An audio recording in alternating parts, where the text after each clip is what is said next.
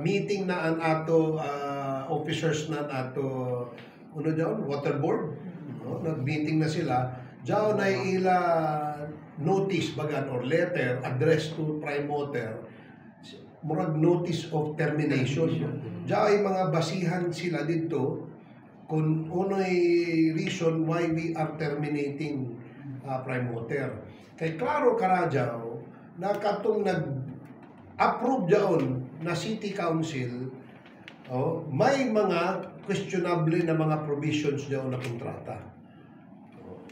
May mga provisions diyon. Sa una pa gani kita nangita ng contract diyon, di man sila magpagawas ng kontrata. Kuman, kita na to.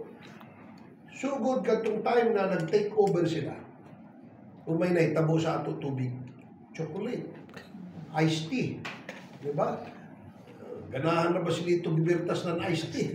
Oh. Diba?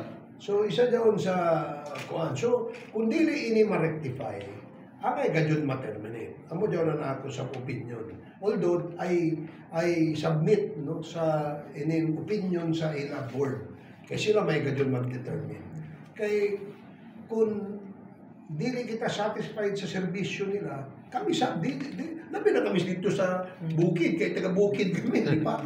Arang kahinay na namo tubig, bas kusumpan, ihin, budidot, kontra sa awas na namo shower.